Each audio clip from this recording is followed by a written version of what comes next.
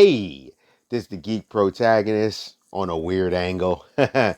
um, I need to get through, like I tell you all the time, I need to get through the boxes and the totes and stuff, and so I can start putting things up. And just because the way my life is going, there's more things I want to put up here. So soon, I'm going to be trying, different. Sometimes I angle this way. It all depends on how everything sits, and sometimes that way. But I got to do a couple more videos later. I have a lot of videos to catch up on, but life is busy, working. Sometimes, after a while you're tired. I'm soon going to be getting my workout back on, doing, the diet adjustment again. But y'all need to hear that. Right now, you are about to experience the unlocking.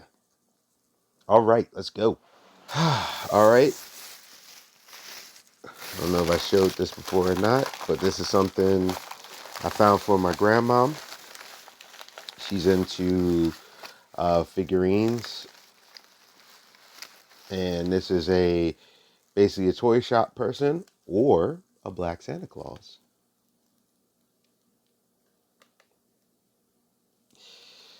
I can see both. By the Nutcracker is there. So ever since I was a kid, I always noticed that she likes these types of figurines. So I was getting her some other stuff, but I've been trying to find the figurines as of late. Not always easy to find either. Let's see, we gotta get the cutter here. Ooh yeah. So this movie is called Perdita Durango. Some people may know it as Dance with the Devil. Uh, they came out with so this is the movie I first was introduced to Javier Bardem, and as such, I've been on the hunt for about 20 some odd years to find the original 130-minute movie. So, a little quick backstory to this film. This film stars Rosie Perez. This is not for the kiddies at all. This is, so when I review it, I'm going to show you them. I have a tape. I have this other tape that's but those are put away. There's like a Mexico one. Because basically, when I saw this movie, it was on Cinemax, I think, right? And what ended up happening was I found out there was another version. So I went hunting. I got the tape, but the tape was the Cinemax version, the regular American version. Because the way the movie went, this is actually a sequel to Wild at Heart, Nicolas Cage's movie. I think it's called Wild at Heart, with a character in there named Perdita. So this is like her story from a book that I do. I'll get into it more later. But basically, hunting this, I dropped, I think, like $30. Like, I was like, no, I've been looking for that for years. So I had a Mexican tape that my friend got me from Mexico. It had all the violence, but cut out all the spicy scenes. Then it was like, okay. So then it went the other way where I got the regular tape, had that. I'm like, this is not the one. So then I was able to get the DVD that was supposed to be the complete version, but they said the movie was too American for Mexico and too Mexican for America. It was weird, so they cut a lot of stuff out. So I have the original version, right? But the DVD I got said it was the newer version, but it wasn't. Then what it was unrated. Then I got this other DVD that said it was the one, right? And it has unrated on the top. It was the same movie. So I bought the same movie twice. And I was PO'd, but I kept it. And I was like, I'm going to find this movie one day. And this movie came out like 1997. And from there, I was like, I want to find the original movie. So recently, a company came out. And like I said, I'll go into it more when I actually review this one day. Like I said, this is not for the kids. It's a extreme crime noir. It has James Gandolfini in it. Uh, the first time I ever seen him. It's if you're into, it's not like so extreme like a Serbian film or something like that, but it's it's an unapologetic crime thriller that you do see some things that can push you. So I say put it to Goodfellas and stuff like that, Scarface, but take it a little step further from that. I thought the movie was excellent, though. Overall, it's a very interesting movie. The characters are intriguing. The story is wild, and if you can handle a little bit of violence, um, it's like watching a villain, but it's it's crazy. It's like watching a villain, watching a thing. It's but they're not so bad that they are, but they're pretty bad. Like they are bad people, but at the same time, it shows they're also human. It's a crazy film. Like I said, it has a lot of spiciness to it or whatever. And this company, finally, after all these years, I've been trying to get my hands on this, came out with a 4K version. I think this is the Blu-ray because I actually found the Blu-ray. And then when I got, because the Amazon had it on like a discount. That's what it was. Amazon had it on a discount where the 4K was like almost $50. And I was like, you know what? I'll get the Blu-ray, probably later get the 4K. But this is supposed, because it's like the regular version is like, I think 95 minutes or 90, yeah, like 95, 96 minutes or something. Then the unrated version is like 105 or 110.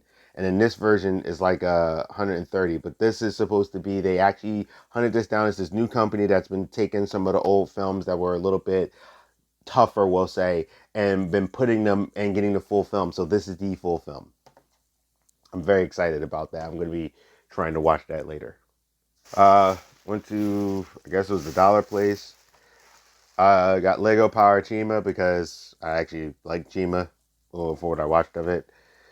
I actually watched this on Amazon, did not know it existed. This is yeah, I think I got this from the Dollar Place.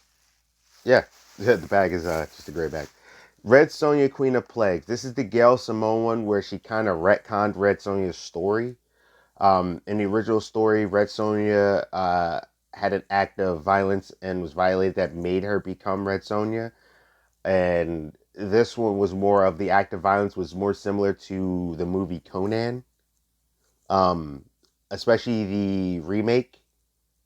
Yeah, definitely. It was like the original too, but it definitely reflected a lot of the remake. Except she was from the get go. She was already very assertive, let's just say, as a teenage girl. So they kind of cut that part out to make her more of just a revenge tale of warrior. As Gail Simone, I think he said something like she felt that the extra step was something like a sexist or some kind of fantasy thing, something like that. I thought the movie was actually a pretty decent movie. It's a stop motion kind of style. Uh, from Gail Simone, who does Batgirl, Birds of Prey, and Walter Gavani, who does Vampirella and Witchblade, Red Sonja Plagues, Queen of Plagues, and it shows her sister and stuff. I thought that it was a stop motion, but I thought it wasn't a bad movie. It was enough that it took me a minute to watch it, but I wasn't like, oh my goodness, I'll review it. But I was enough that I was like, yeah, I'll add that to the collection. Let's see here. All right, this is a eBay paper, which is really cool. Oh, wait, I actually think I might be able to reserve this box. So, lately I have been collecting some Skylanders. I am thinking that I may talk to my nephew to actually play it a little. I think some of the figurines are cool. So, decided to grab a few up.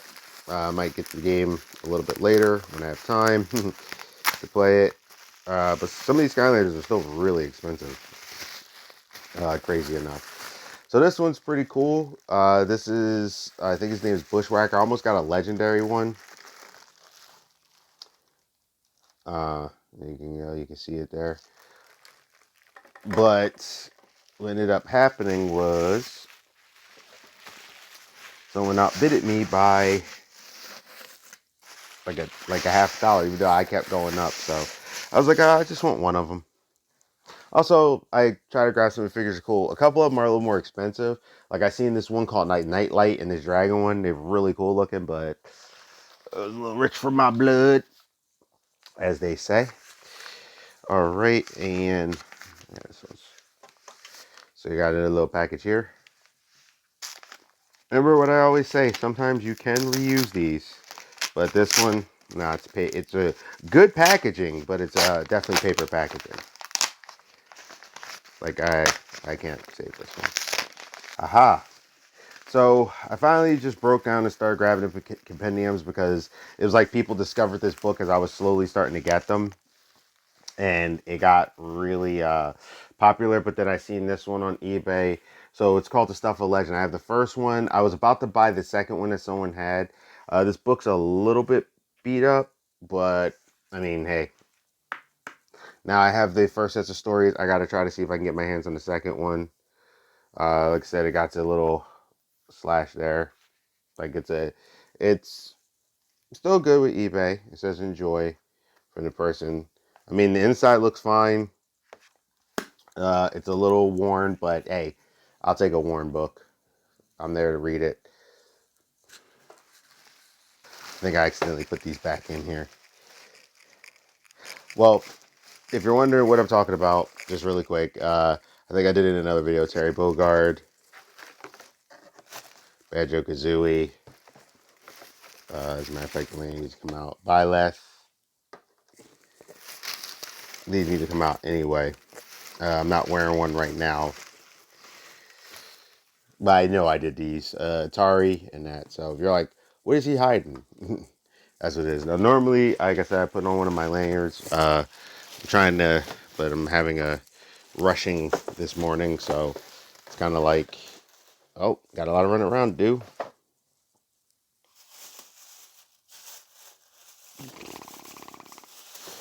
All right.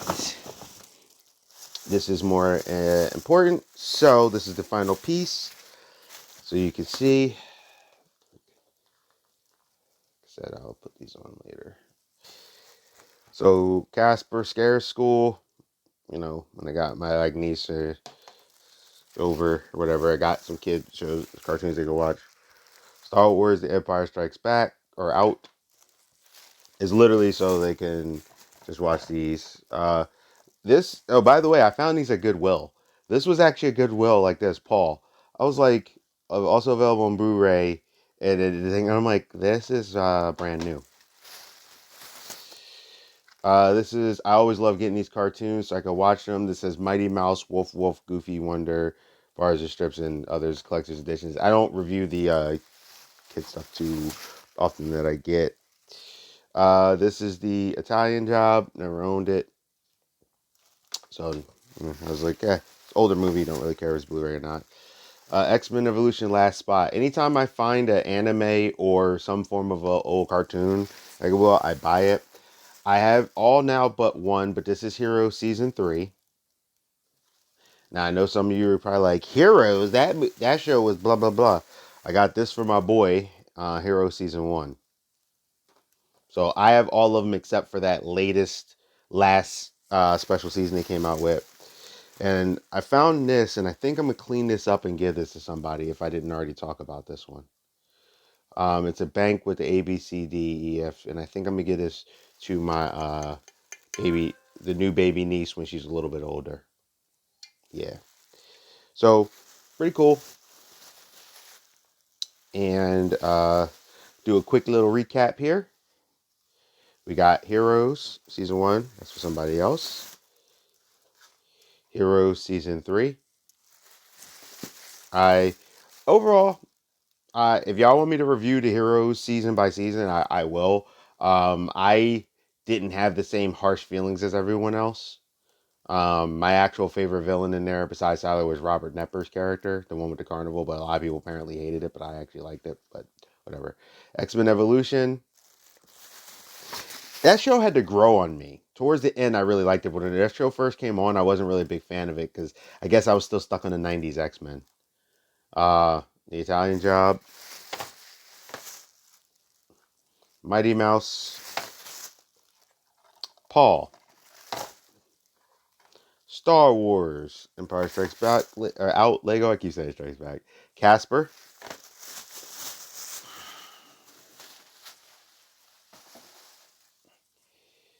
We have these, which needs to be added to the collection. Like I said, I actually think I did these in another video. I think I just accidentally put them back in there. The Omnibus Book 1, I still need to get Omnibus Book 2, Stuff of Legend. I will review. This is the 272-page edition. It's just too expensive to get the other ones. I was getting them by volume. I think there's like 5 volumes, maybe 4. I have like 1 and 3, and I was trying to get 2, and it was like now it went up to like $90, and I'm like, I guess you guys discovered it. I hate when that happens. It's like every time I discover something and I want to get into it, other people discover it too. Um, this is Bushwhacker. I think he's actually pretty cool looking. A movie I've hunted down forever. Perdita Durango. Very excited about that. Like I said, when I review it, I'll go more into the backstory of it, but I gave you a little quickie. Red Sonya, Queen of Plagues. Like I said, watched it, added to the comic book collection. A different comic book movie. I actually have a section of my movies that are comic books. If they were based on a comic book, that's where they go. It doesn't matter if they're sword, sorcery, whatever. So when I get the rest of my, so my Conans, go there. Or, not my Conans. But Red Sonja won't because she wasn't originally a comic book, if I remember correctly. I think she was originally a story character, but if I do, yeah.